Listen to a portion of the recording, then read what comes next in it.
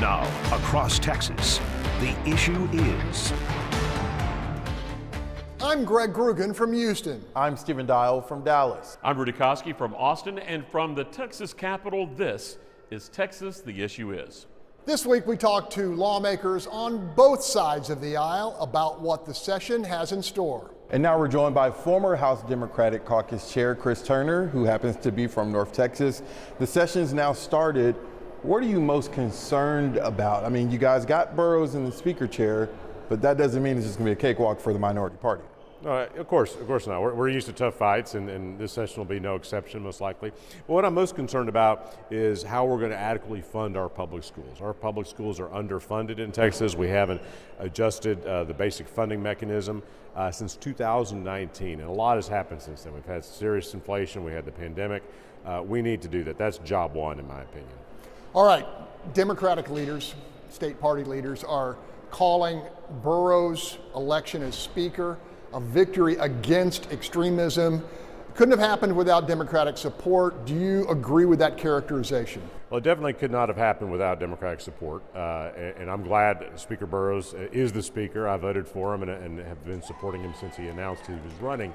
And it was a victory against the extremists in the Republican Party, that Ken Paxton, some of the Republican Party of Texas, frankly, some of the members of the House, who simply want to, completely cut out Democrats from the legislative process altogether and really advance extreme, dangerous ideas that are encapsulated in the Republican Party of Texas platform into law. And so I think that Burrows' election is a victory against that.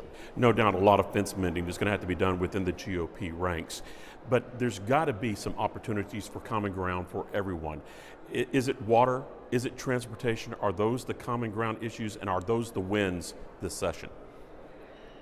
I think those have the potential to be common ground issues. Historically, we have come together in the House around water issues and on transportation issues, so hopefully we can do that again. But I will tell you, I'll go back to what I said a minute ago, public education is the top priority, and I hope there can be bipartisan buy-in on giving our public schools the support they need. But you talk about that, and that's going to be the big fight because of school choice, ESAs, whatever that's going to be, devil's in the detail. Can you support any type of universal plan? Yeah. Well, look, I think the people who are opposed to vouchers, including myself, continue to be strongly opposed to private school vouchers. And I'll tell you, the people who support vouchers, and it's not a big majority in the House, it's a narrow majority, they're all over the place in what they support.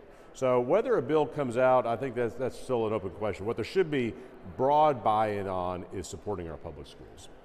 I want to ask you this. Talk to your colleague, Ann Johnson. She says that states who have adopted vouchers are having buyer's remorse because of the cost. Is that a legitimate argument? It absolutely is. Representative Johnson is exactly right. If you look at what's happened in Arizona, in Florida, in a number of other states, what they have seen, one is that the people using vouchers predominantly are already sending their kids to private schools. So it's not really getting a lot of new people into private schools. But there's major accountability concerns. There's cost containment concerns that the programs are ballooning out of control in terms of cost and becoming a big budget driver that was unanticipated. And again, the lack of accountability with some of these voucher schemes is a real problem. And Texas needs to take a serious look at that. That's one of the reasons vouchers failed 2 years ago and have failed every time in the past, is because of those concerns. And I think there's a chance they can fail again. Joining us now, State Representative Mano Deayala from Houston. Mano, thanks for joining us. Look, that was a contentious speaker's fight, a lot of hurt feelings, a lot of hard feelings. You're in position to try to broker some peace within the caucus. How do you do that? Well, first of all, thank y'all for having me. Here's the good news. It's over, right? Look, we have a really good speaker. I think the caucus has some healing to do. The caucus has had some healing to do for quite some time. And how do you do that, I think, is a question you're asking me. How do you do that is real simple. People need to be authentic and genuine and have the right intentions. That is, we need to move forward for the state of Texas. We need to move forward for our districts, our constituents. And to the extent that there are some within the caucus that have some other motive, those are the people we need to really reach out to. What do you think is the low-hanging fruit for the Republicans right now to unify under? Is it school choice? Well, first of all, I think school choice will be a unifier, but I don't think you can name one thing. It's not one thing. Again, the difference between these people, even in the speaker vote, there wasn't a policy difference. There wasn't a more conservative, less conservative. It was more style and more respect for the institution. People that want the institution to perform a certain way, to act and behave a certain way, and another group that wanted the institution to behave a different way. And I think that was really more of the conflict between the two sides. It wasn't policy, it wasn't ideology. We have a very conservative House, at least the Republican caucus is very I hear that, but if you listen to the GOP party leadership, it's rhinos versus us. How do you heal that, and how do you get the party leadership to back off? So I think your question is, what do you do with that messaging from the Republican Party? That is the Republican Party of Texas, that organization. It's unfortunately that they say what they say. It's unfortunate that they parrot those things. It's false. And for me to say, Republicans, you really need to question what's coming out of the mouth of the leader of the Republican Party of Texas. No one ever wants to say that. I hope they change their ways. I'll be transparent. This is the first legislature that I've ever covered that the minority party has Democrat chairs. I've worked in multiple states. But the uniqueness of Texas having Democrat Party chairs, why is that so important to end? I'm sure you guys will be having a healthy debate about that next week. So there are a number of ways. I mean, the idea is the minority party has a voice, a real voice. The majority party governs, right? So it's what does that voice look like? And that voice has looked a certain way in the form of Democrat chairs. Of some committees. Remember, it's very few committees of many committees, and usually absolutely not the committees that where a lot of conservative policy goes through. Every time I hear a story about this conservative policy was, or conservative bills are being shut down because of Democrat chairs, all I have to do is say name one, and then it gets very quiet. So again, I think that time is coming to an end.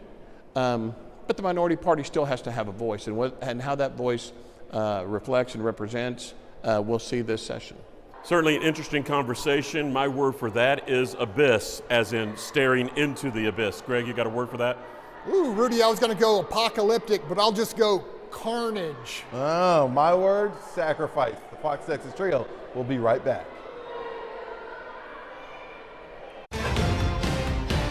The Fox Texas Trio is back. I'm going to drive the car for this so these guys can talk.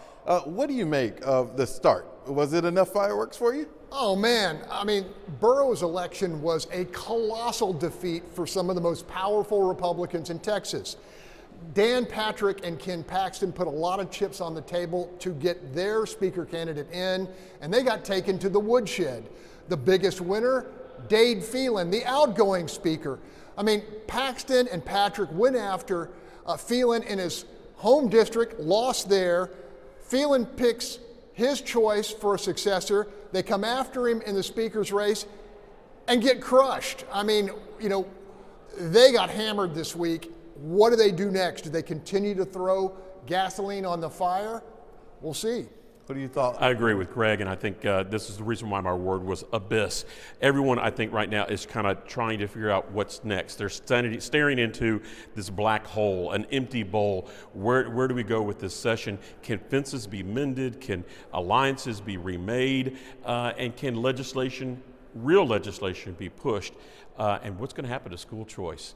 That's going to be the big thing. And then after that, will there be retribution for the people who did not vote for Cook in the coming primaries? In the middle of all this, Democrats are in the minority, right? And while they say that Dustin Burrows is the best speaker for them, they may lose their committee chairman positions next week. Will that hurt Democrats, or is it just red meat to the base? Look, I think they need a total reset. They need to fight guerrilla style, take their wins where they can get them, go on a listening tour, listen to the people of Texas, particularly Latinos, who flipped 27% cycle over cycle to the Republicans, and get ready to fight 4 years from now. They got to come up with a real strategy, and a strategy that goes beyond walking out, because let's face it, what happened at the opening of the session had everything to do with previous walkouts that the Democrats did. It was payback day for the Democrats, and even though that they got their guy, they're still on the out, and they've got to figure out how do they become players, or are they going to still remain out, stick to their doing, the way that they have done, and that really is the definition of insanity. They've got to change the Democrats. All right, that's all the time we have to see this episode or any of our past ones. Go to our station's YouTube channels and keep the conversation going with us on social media. We'll see you same time, different place when you join us for Texas, The Issue Is.